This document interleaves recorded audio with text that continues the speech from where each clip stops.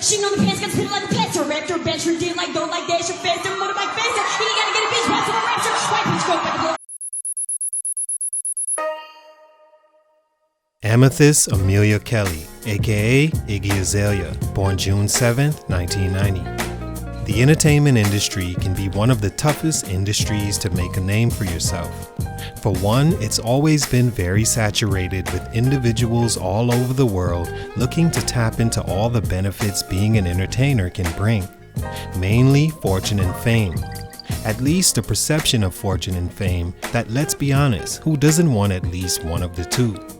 Being able to navigate the path to being a name in entertainment fans and peers know and respect is difficult for most to successfully do. For a female, it's even harder, being that they aren't in a part of the industry geared toward female acts being just as important and needed as male acts, like let's say acting for instance. No movie is successful without actual characters or stories of characters from both genders in them. In the aggressive, highly toxic, beef is promotion hip-hop music, males dominate in success rate and usually a preferred listen amongst fans historically. Now add to her being a woman with the fact she's from a place hip-hop isn't the first to mind when you think of it, and she's white, let's call it like it is. A white female rapper from Australia. For a female to have success in hip-hop, the odds are few and far between.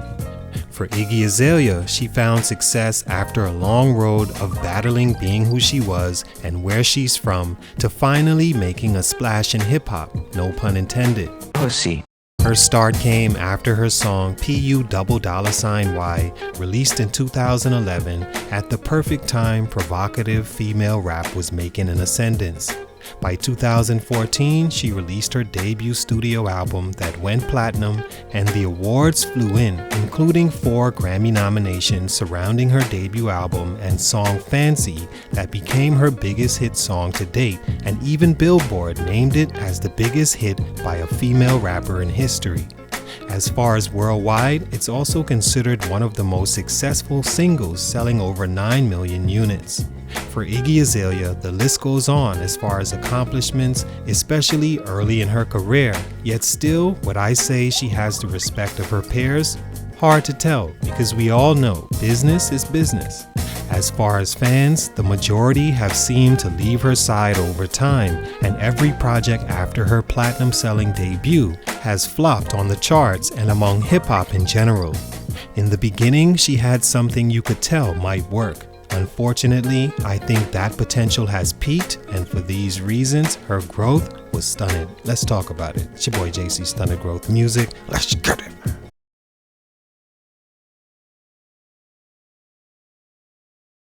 Iggy Azalea is an Australian-born rapper that knew since listening to Tupac's Baby Don't Cry that she was in love with hip-hop music. She began to fill her bedroom with Tupac posters and dove deeper into the art form through artists like Missy Elliott and Beyonce. By 14, she decided to begin writing her own raps and formed a rap group with a few local girls, but disbanded because their ambitions as rappers weren't as serious as hers. Before she turned 18, she ran away from home, telling her family she was going to spend a holiday in America with a friend. Only it was her plan all along to not return. She says she felt like an outsider in her own country, as no one there could share her love for the American birth music genre, nor her unique fashion sense. She found a job and got her GED, but always focused on somehow getting her foot into the doors of hip-hop. Stunt number 1, bad timing. Iggy Azalea moved around a lot, but stayed in the South in places like Miami, Atlanta, and Houston. She'd later credit these places for giving her her southern sound she debuted with back in 2011. By 21, she had made enough connections in the music industry, including Interscope Records, who managed her briefly and helped her prepared for releasing her first mixtape, Ignorant Art, which she self-released. The song PUSSY caught on and had the internet talking. It was great timing for Iggy, as white female rap was just starting to pop behind acts like Krayshawn, Lil Debbie, V Nasty, and the entire white girl mob. It was a quick fascination that hip-hop attached to, and Iggy Azalea came on as the new and improved version, because if it was one thing those aforementioned female rappers were missing, is that they didn't at all look like Iggy Azalea. Selling sex was also an art form on the rise again, so Iggy could tap into both those elements, and it made her blow up just as fast as those became hot. From the beginning, she was criticized for the way she sounded, as she hadn't quite figured out how to blend her Australian accent with hip-hop and made her music a bit hard to follow. But none of that mattered. Not more than the fact she was marketable in other ways, and again, the timing was perfect. It wouldn't always be that way, as that would change rather quickly and arguably stun Iggy's career the most. The entire 2012, she went back and forth with who to sign with as a label and flirted with T.I. to executive produce her first album and give her the cosign she would need to break into hip-hop. But it was Def Jam who won her over, and in 2013, she signed with the hip-hop giant. 2014, she releases her debut album, The New Classic, and it was the success she waited for, debuting at 3 on the Billboard chart and later peaking at number 1, making her the first American female to top the rap charts. It would go platinum behind singles Work and Fancy, which became her most successful single to date. A successful debut in hand, Iggy was supposed to be on her way. Instead, a 5-year hiatus came between album 1 and 2 because of label issues as well as personal ones, for example, the highly public relationship she had with NBA player Nick Young. After becoming engaged to the ball player, she was in love and wrote her entire second album around that. When the engagement went sour because of infidelities on Nick's part that went public, she scrapped the album and took personal time to prepare a follow-up. In that time, her popularity plummeted, and musically, it marked a peak she may never reach again. Stunt number 2, social media missteps. In the time Iggy Azalea was taking a break to get her business and personal life in order, she turned to Twitter to vent her frustrations and engage in beef with peers and fans alike, and developed a persona that wasn't beneficial to her in the long run. She'd even get into disputes with T.I., who stamped her early on and gave her the credibility she then needed to break through. If Meek Mill was Twitter fingers, Iggy Azalea was the female version. At the same time, she was having trouble with her sophomore album and its direction post-celebrity breakup, leading to multiple pushbacks, scrap projects, and EPs in an attempt to stay relevant. But her efforts only sunk her deeper in a pool of rappers to hate because of their social presence. From Britney Spears, Azalea Banks, Q-Tip, Talib Kweli, to even Papa John's, Iggy was quick-triggered on Twitter. Only her shots created distraction for her music and labeled her not the friendliest to possibly work with within the industry.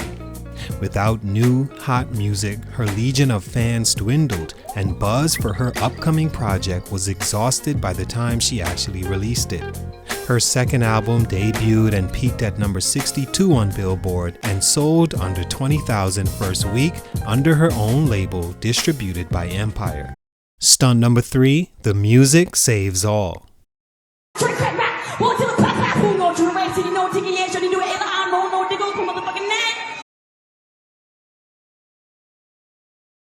The one constant in life for all problems, no matter where you're from or your social status among the pyramid of society, is that when you're exceptional at something, you'll always be able to bounce back. In music, that couldn't be any more true. The music saves all. Once you're putting out good music that also charts and creates business, you'll always be able to weather any storm. And that was one of the issues with Iggy, and has been since day one, but was often overlooked. She was never a good rapper. Since the start, she's been told her rap sucked, and over the years, her raps still suck. To me anyway, or anyone I've ever known or been associated with. I've literally never met an Iggy Azalea fan. She'd continue trying to sell sex, and for places like YouTube and streaming sites, that continued to work. But as in charting and album sales, things continued downhill. Album 3 came 2 years later in 2021, and none of the singles really charted, and the album was another flop on the charts and sales-wise. She needed the music to pull her from untimely hiatus and beefs that killed her persona online, but sadly, that was never her forte. All in all, Iggy Azalea still has her successes in hip-hop through YouTube and tours here and there, and made something of herself by any means since being a runaway teen in another country. She broke into an almost impossible industry for a person such as herself, and now at least you know the name Iggy Azalea. Unfortunately, she couldn't sustain without having actual talent and something meaningful to preach to young girls other than sex and promiscuity. Respect to Iggy Azalea, but for these reasons, in my opinion, her growth was stunted. It's your boy JC, Stunted Growth, and I'm out.